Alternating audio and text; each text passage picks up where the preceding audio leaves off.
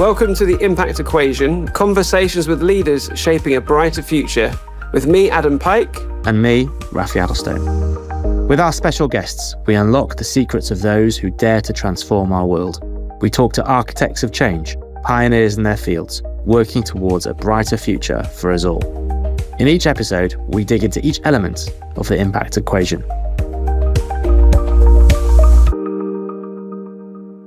Today's guest is Tony Hawks, comedian, author, singer, philosopher savant, and philanthropist. Tony is a regular on TV and radio panel shows and came to national prominence with his first book, Round Ireland with a Fridge, which documented his journey around the circumference of Ireland, hitchhiking with a small fridge, inventing the subgenre of comedian does something funny to win a ridiculous bet in the pub. For his second book and second bet, Tony travelled to Moldova in an attempt to beat each member of the national football team in a game of tennis. It was while he was living in Moldova that he felt a profound calling to give back and ended up establishing the Tony Hawks Centre in Chisinau, a children's care centre that has become the first NGO to officially partner with the state and which now has been operating for over 20 years as a pioneer in children's care provision. For this work, Tony was awarded an MBE. Back in the UK, Tony also helped to set up Tennis for Free, bringing access to tennis to all with the help of celebrity pals like Stephen Fry and Hugh Grant. Tony is not only a hugely talented writer and comedian, but he's one of those rare people with a true zest for life who has crazy ideas and just goes for them, all with the intent to use his media platform to make a positive impact, even though he describes it as enlightened selfishness. Tony, welcome. Thank you. Very nice intro. I enjoyed it. I sound lovely, don't I? So Tony, let's start with the Tony Hawks Centre in Chisinau. Yep. Give us the story. How did it come about? Well, it came about really, I suppose it wouldn't have happened if I hadn't taken on a bet to hitchhike round Ireland with a fridge. So I took on that daft bet, wrote a book about it, and the publishers only, thought it was going to sell 5,000 copies and weren't particularly interested in me or my writing or anything. But suddenly when it was selling very well, they started being much nicer to me and suddenly said, have you got something else you want to do? And I'd made this daft bet with Arthur Smith that I could play and beat the entire Moldovan national football team at tennis 1 by 1. And I told them that. And they said, well, we love the idea, but don't do it in Moldova. No one's heard of Moldova. And I said, well, that's the point. The point is, I took on a bet. I don't know where this place is. I've never been to Eastern Europe or whatever. So I went there, I persuaded them to go with that idea. I went there and I found in Moldova, I was in the opposite to Ireland, if such a thing could exist. Ireland was a place where they embraced eccentricity. Moldova was a place where they formally imprisoned people who were eccentric. And I was having a pretty miserable time. How long were you there for? Yeah, I was there for about 6 weeks. And I didn't really get to play any of the players. They were run by these people who people said might have mafia connections, that kind of stuff. I have still, to this day, have to be careful what I say in case they sue me. Yeah. But that's what I kind of heard. And I saw extreme poverty. It's the poorest country in Europe. And I remember one night just lying there and thinking, what am I doing? I'm trying to profit in a way from this country. It's the raw material for my book. If this book ever sells and does well, I think I have a moral responsibility to give something back. So I decided to split the royalties 50-50 between myself and some sort of fund for Moldova. Told the publishers when I got back, who thought I was mad, I said, I don't even want half of it, just put half of it into a different bank account. And then suddenly there was enough money to do something meaningful in Moldova, and I got back in touch with the doctors I'd stayed with, and they said, we're crying out for a need for this. And it kind of went from there, really. The experience of families with children with severe needs is quite bleak in Eastern Europe. Yeah. Can you tell us a bit about what you experienced and saw when you went for the first time and why that issue in particular? It's pretty shocking. And I remember this is 20 years ago. It's much better now. But I remember sitting at a meeting with lots of parents, and my Romanian is not great, but I knew that they were angry and I knew what they were roughly talking about. And it turned out that on some occasions they were saying, look, we're with our kids on a bus traveling to get to this care centre to get this treatment. And people shout at us saying, why is that kid not in home? Why is that kid with you? There's a sort of, there used to be anyway, an active hatred almost of people that have disabled or challenged children. It's extraordinary. When we tried to move centres to a bigger centre, the residents in the area got a campaign to stop us going there. There was a place down the road that was pretty much everyone said was a brothel. They were okay with that, but they didn't want a care centre for kids with cerebral palsy. Wow. So I suppose they're 100 years behind where we are. I can remember being at school. We used to say things like, you're a spaz or spastic, something like that, and we've just learned, we've moved on, and they're catching up. They're playing catch up. They were just locked in the Soviet way. And the Soviet way was, we don't want to see this. We don't want to admit it exists. And so we push it away. We take your children. I don't know where it came from, but that was how it was. So that's 20 years ago, and you sort of saw that need. Tell us what the centre was set up to do and how it's evolved since. Well, I have to say that I trusted fully, and I did well to do so. The two doctors I stayed with were very experienced in this area and very passionate about wanting to do it. So they worked in a hospital with kids, and they saw a need to try and let kids with cerebral palsy and these conditions stay living at home. So the centre was set up so that the kids could come in, have treatment or daily treatment that helped them with their condition, and that they could also teach the parents how to do these massages and various things themselves as well, so that they could go away, have another 6 months doing that, and then come in again. It's quite moving in a way, and quite, I don't quite know what the word is, to think that your stupid bet and daft moment while slightly drunk with Arthur Smith could end up doing something which feels worthwhile. It's amazing. Tony, I reckon we should take you down to the pub fairly often and make some bets with you, because it seems that your drinking and bet making ends up in tremendous impact. Yeah. So Tony, it's amazing to hear about all the work of the centre, but it wasn't just the impact it had itself, it's the impact it had on the broader sector, the third sector in Moldova, the first NGO to partner with the state. How did that come about? What impact has that had? Well, I think it came about perhaps because of the standing that I have either in the media or profile. I was able to bring some interesting people to Moldova, and I persuaded the all-party parliamentary group to come over and have a visit. And you may have heard of Lord Alf Dubs. He was the chairman of it at the time. He's a wonderful man, and we got on really well. And this was the first time that any politician had visited this care centre. The state parliament in Moldova is 1.5 miles away. Not one politician had come. And yet we had sort of 3 or 4 politicians from Britain there. One of the things that was so hard to come up against was almost everyone I ever spoke to in Moldova thought that anything charitable was a means of laundering money. Right. It was just, wow. That was the way it was done. That was how it was used. So deep suspicion of charitable work. So we made sure that everything in the NGO went through the British Embassy and was overseen by an independent party, this kind of stuff. And I think we got credibility from that.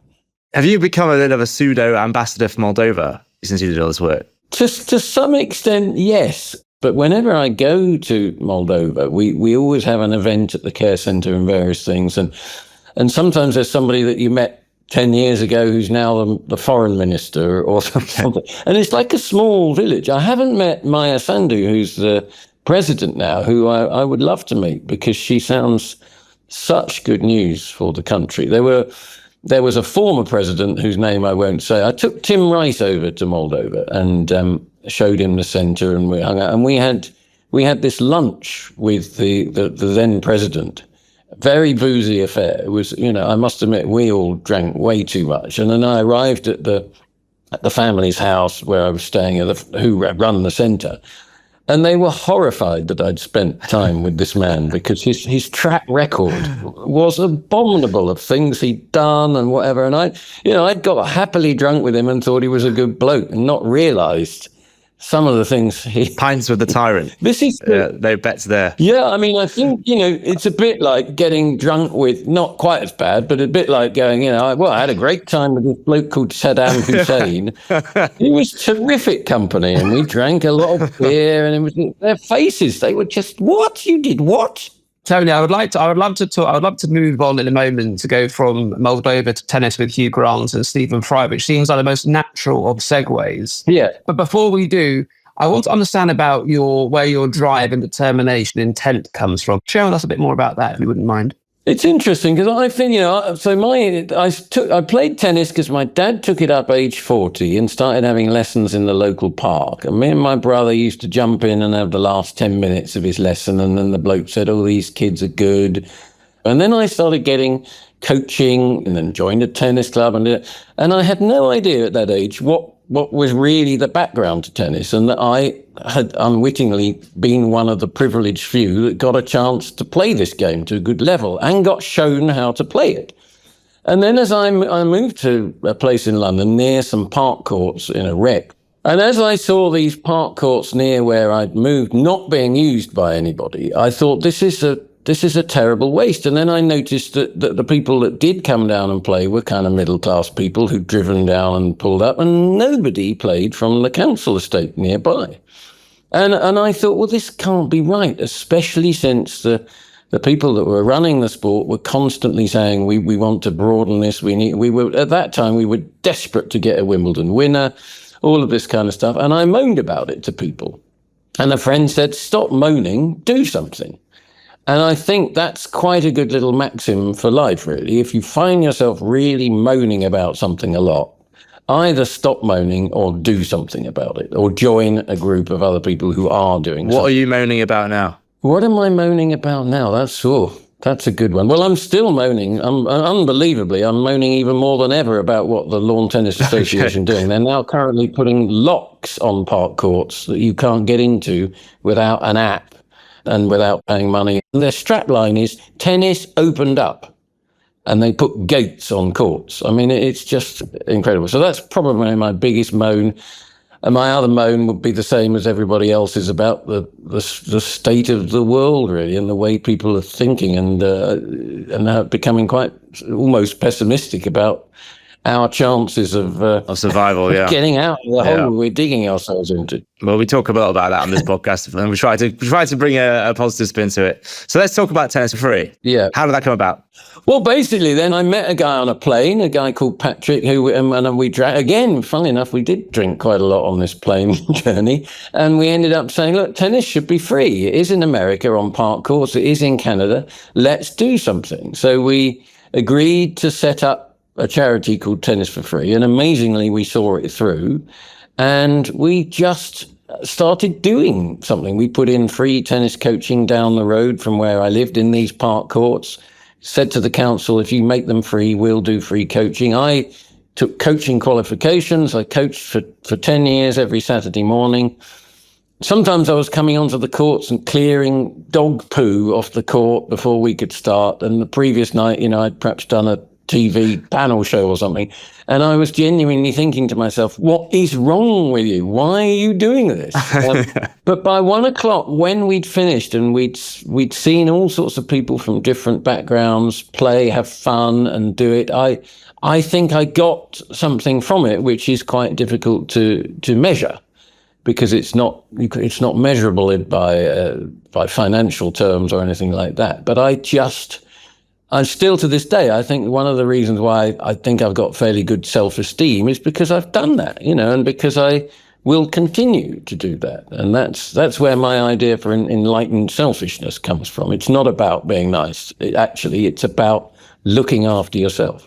It's interesting you mentioned that, Tony, because there was, I think, Viktor Frankl, the Holocaust survivor, in Man's Search for Meaning, I think called it logos therapy, the idea actually about doing something for others, having a benefit to yourself. Yes. I mean, I think that's the misunderstanding. So I've got a 10-year-old son now, and he's obviously, watching things and wants the latest football boots, wants this, wants that, and is subjected to the world where everybody wants stuff. And I reinforce, I say, you'll have to learn in time that what's going to make you feel good about yourself is how much you give. And this is where I'm really out there. So it'd be quite interesting to see what your listeners might think of this. But I have a theory that Christmas does huge damage to the way we think and the planet. So first of all, I think it's an ecological nightmare, people wrapping everything up in plastic, giving things. But kids are taught, we're teaching them that getting stuff is a good route to happiness. And we watch them, the pleasure they get in this toy that they use for half an hour and then never use again. And they want stuff. And I remember going to school and going, the first thing I was asked in the January term was, what did you get? Nobody said, what did you give? And this is a problem, really. And so I suppose the one thing I should also add into this is that I'm an atheist. So this is not a sort of religious drive behind this. It's common sense for me. It's about, we haven't worked out what makes us feel happy and fulfilled human beings. We're all, not all, but most people are lost in this charge to get something. And I think it's great to get something, go for it. I'm not saying don't go for it, but don't think that's the thing that's going to make you happy. This brings back Moldova, actually, which is what's quite interesting about this, because sometimes I espouse some of these ideas and people say, but you're a communist, or you want that kind of thinking.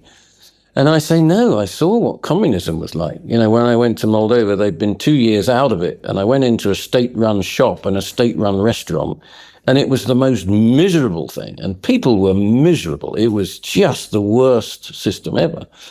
But we seem to somehow arrived at a kind of capitalism where it's okay for somebody to get a huge amount of money, and for other people to work their socks off and get nothing. And it doesn't make any sense, nor does it serve us. That sounds like a moan, Tony. What are we going to do about it? Well, I suppose the only thing to do would be the things that I do. So I did a little TED talk called Make Billionaires History. There's a part of me that, if I'm completely honest with you, is sort of almost had enough with showbiz and the entertainment world. But I would quite like one opportunity to come along that might just mean that I got pushed a little bit more high profile, that meant I could say some controversial stuff and people would listen.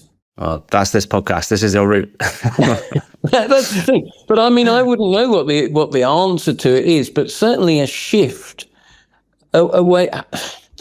To me, it's interesting because sometimes I feel like I'm talking almost religious talk in a way, to say to people, get away from greed, be more kind, do this kind of stuff. And yet I'm a humanist. I'm not at all. No, a big believer in religion for atheists. Under bottom of this book, all the values, all the benefits of religion, community, a connection, generosity of spirit, all these things that religion gives us. You don't really need God behind it. The other thing that we get is music. I know you started as a musician. I'm just reminded of I think it was a 90s song, the New Radicals, was it You Only Get What You Give, right? That was around the same time you were going around Iron with a Fridge. That feels like a little bit of an anthem for you, maybe. Yes, absolutely. That was the thing. There was a moment when I was going around Ireland with a fridge and people were saying, why are you doing this? And I was saying, I don't really know. And this one bloke, he said to me, just look around, look at all the joy on everyone's faces. And we looked around, everyone was laughing at this fridge and having a great time. So I think, the one thing we have to remember is almost not to take it all too seriously as well. It's like, so we do our best. We go out there, we have a bit of a moan about this, but you don't want to be, I hope I'm not somebody that will bring people down with it. It's like, I have quite a bleak outlook on what's going to happen to humanity. Yeah. I'm not really an optimist, but that doesn't mean we can't have a great giving life while we're here. And let's hope we're wrong, and let's hope we move in a better direction. But it does feel like we're going in the wrong direction at the moment, globally. I agree with you. But back to this, sort of to give that joy, when you were around Ireland, I think you came up with the fridge philosophy, right? Do you want to just share a bit about what that is and how that applies? Well, fridge philosophy was just a bit like I was suddenly having an amazing time on this trip, and there seemed to be, everyone was smiling and everyone was happy, and I thought, what's going on here? And I felt a huge lightness around my spirit and everything, and I thought, well, I think what's happening here is I'm going around Ireland to win a £100 bet. I've bought a fridge that costs £130. So I'm not really doing it for any great reason that makes any sense. Dublin is my birth, for this analogy. Dublin will be my death when I get there. So if that's life, we're not really doing it for any great point other than to make it a joyous experience. So the fridge journey is like life. You've got to make it as joyous an experience as you can. And the other thing is that when you're hitching, you don't know where you're going to end up. you only have one decision to make every day, is what side of the road am I going to put the fridge on? So you make that decision and then you trust to what will unfold. So you're not a person that worries or particularly plans. You just go, I've got this energy and I'm going to give it to today and see what happens. And sure enough, amazing things happened to me. It was brilliant. And I've tried to live my life that way ever since. Don't worry about the future too much. Don't think about the future too much. Have a direction. And that's what side of the road is the fridge going to go on. That's your direction. And then run with it. What does your 10-year-old kid make of that as a philosophy for life? Well, funnily enough, I just started reading Round Island with the fridge to him 2 nights ago. Oh, really? Are there some bits that are a bit adult? There's a bit. There's some hanky panky in a tent at one point. I seem to remember. Yes. Is that right? You're gonna miss that bit. I haven't got that far yet. Okay. He does say that there are swears, Daddy, in your book. There are swears. He says he calls them swears, but. I don't care. I mean, he's already asking awkward questions about all that stuff. So I'll just have to go there. Maybe I will just omit that chapter. I don't know. We'll cross that bridge when we come to it. But he poor lad does get. I have to drive him to this school, which is about 20 minutes away, and it's really interesting because on a drive with a kid, you get good time with them. So I do bang on about this stuff to him because I do believe that, he will have a happier life if he gets these values. But I think that you're fighting against the rest of our culture, which is constantly bombarding people with how their lives could be better. It's interesting, when ITV first started, levels of depression went up in the UK. Because people were suddenly subjected to all these adverts and all these game shows where people could win stuff. And everyone started to think they didn't have enough.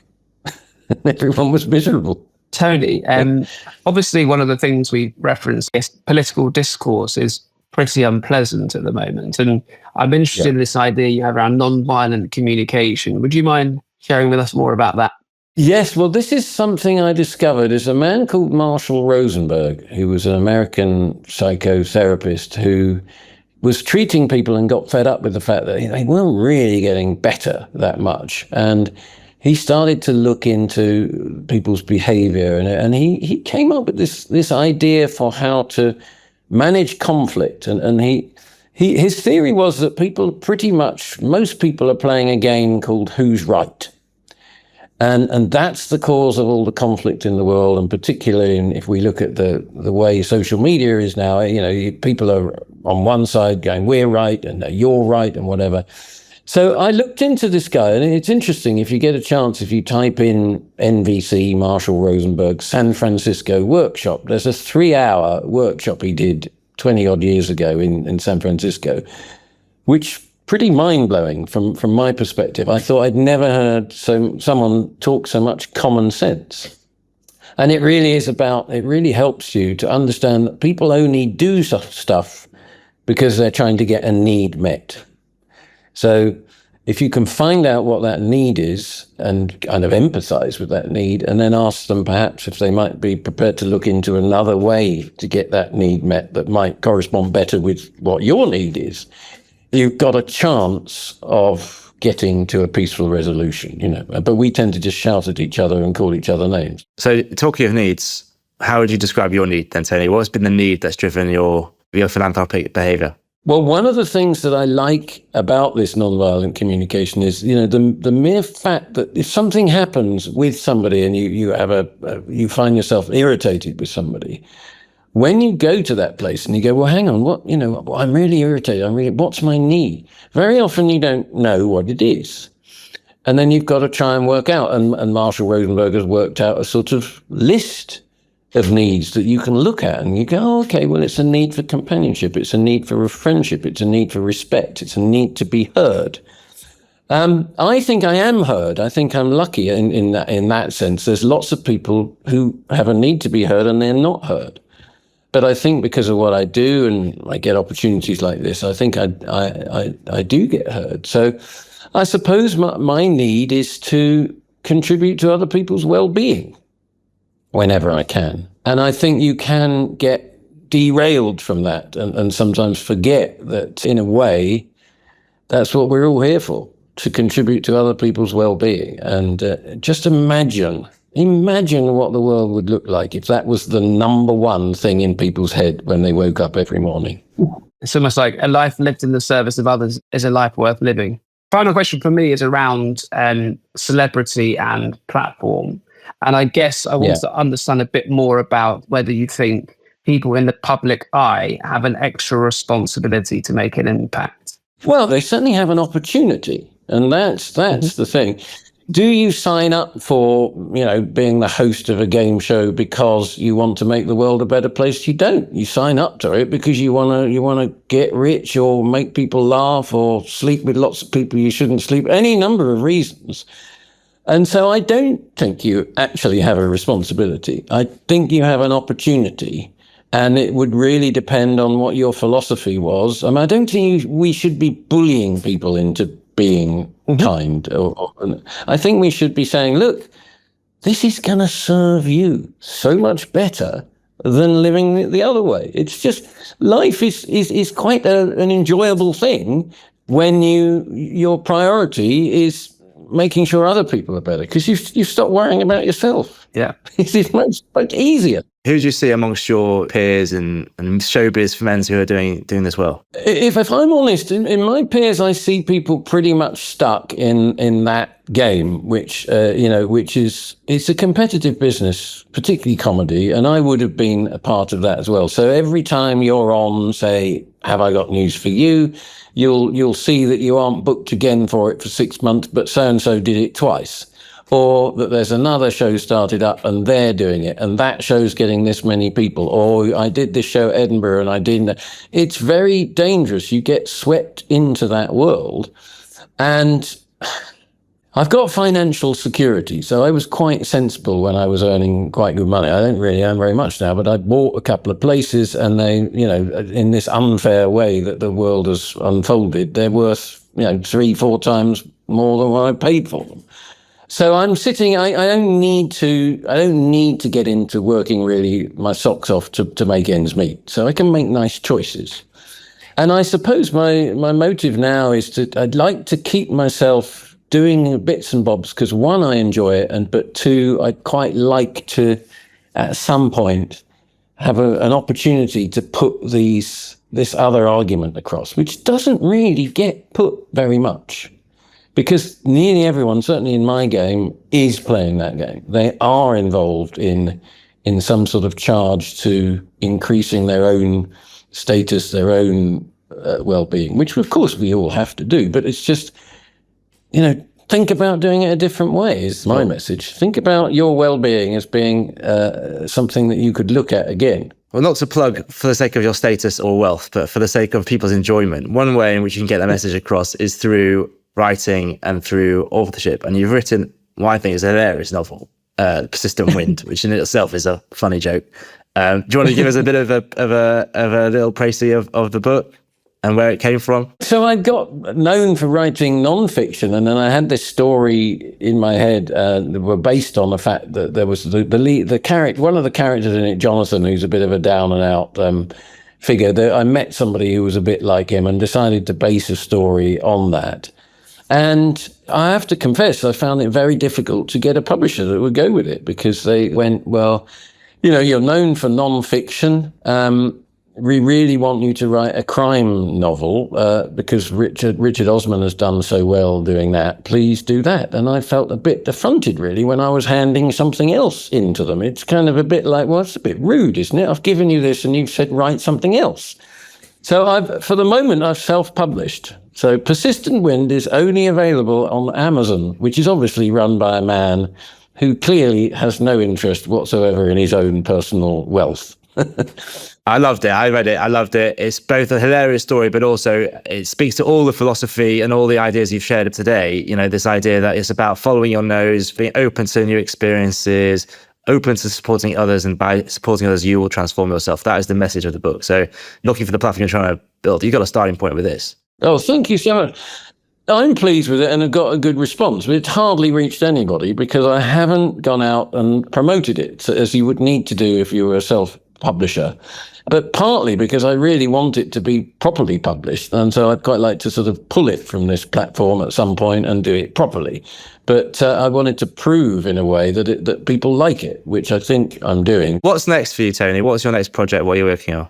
Well, the next project is I want to fight the one of my sort of, I suppose, on my kind of here we go. I've got some cause is to try and fight the introduction of gates onto park tennis courts in the UK. So there's that. I've written a little children's book, which I think has also gone through the rejection course, because also it's telling giving a really interesting message for kids, which doesn't immediately look like it's going to sell, because it's actually making people go, what? So anyway, I think I'll self-publish that as well, because I've done it, and I think it could be interesting to try but loosely, the idea is that there are these two children abducted by these aliens who are looking for a new planet to land on because they're full, and they want to ask these kids whether human beings would be good people to live alongside. And in the course of this, they discover that human beings are insane, which we are. And so that's not an easy thing to sell, if you like, because what we're doing is we're saying, we're all crazy, including you that's bought this book. Sounds brilliant. So I've got lots of silly ideas and lots of things that I'll always do. I do a little music quiz, actually. So I do a quiz where I ask all the questions and play in all the questions and play in all the answers. It's lots of fun. So if anyone wants to book me for that, we can do that to raise money and do good things for the stuff. So I'm available for that as well. And my new agent, Rafi Adelston, he's available to take books. That sounds like a very good place for us to say to you, Tony, thank you so much for your time. It's been an amazing experience hearing about Moldova and tennis for free and your philosophy on life that I think many of our listeners will appreciate just as much as we do. So thank you from me. Thank you so much, Tony. Well, thank you for having me. I've enjoyed it. So Rafi, what did you think? What an absolute pleasure that was. I don't know if it came across in the recording, but I'm a huge fan. I've been a huge fan of Tony's for more than 25 years, since he first brought out his first book, and I've followed him ever since. And he's just got an inspiring way of holding himself and of thinking about the meaning of life and just being kind of jolly in a way, in taking on opportunities and pursuing them and seeing them where they go, and really doing it with a mindset of trying to make the world a better place. And as a media personality, he's had these opportunities to do really cool, exciting things that maybe the rest of us don't have the opportunity to. And it's just so cool to hear all about it and where it comes from. What did you make of it? Oh, first of all, Rafi, that came across loud and clear, my friend. It was really quite humbling speaking to him. Again, I always used to think that nothing good can come from gambling. But, clearly the Chisinau project, as well as tennis for free, are testament to how wrong I was. What struck me, I guess, is his approach in philosophy, particularly around Christmas time. And what stuck with me is how we can educate our children to think more around, not about what they get, but what they give. And imagining how we could not necessarily shift the balance in totality from getting to giving, but having the joy in giving, both to your family and to others around you. We talk about the importance of the circular economy, businesses like Olio, businesses like Vinted, the satisfaction that comes with, I guess, circulating products without having to consume more products. And I guess there's something that links a nice thread from that conversation to this one too. Yeah, absolutely. I think it's interesting to think about like motivations and the people that we've been talking to, that we're going to be talking to across the impact space. What's driving them? What are people really in this for? Is it about fear for the future? I think a lot of people are driven by that, particularly when it comes to sort of climate and nature crisis, polycrisis. They feel like it's just a desperate need to try and contribute. I think there's something about esteem. Like for me, I definitely think my driver is that I want to feel proud of myself, that what I'm doing I think is valuable, and what I feel is valuable is something that it gives to others. And there's about driving that self-esteem. But I think Tony, with his enlightened self-interest, he's opened up a discussion that maybe we can come to in other conversations, which is what is impact? Why is impact? What is being altruistic? Where's it from? What does it mean to you? And what's the driver? I think it's really opened that up for us. Rafi, great to have that conversation with Tony on the impact equation. We didn't get onto skateboarding, but from my understanding, that was the other Tony. That's right. He's written a hilarious book that's in my toilet, which is all the emails he gets from people thinking he's Tony Hawk, the skateboarder, and his responses. So look out for that. Adam, fantastic to chat to you. Great. Thanks to Tony for joining us, and see you next time on The Impact Equation.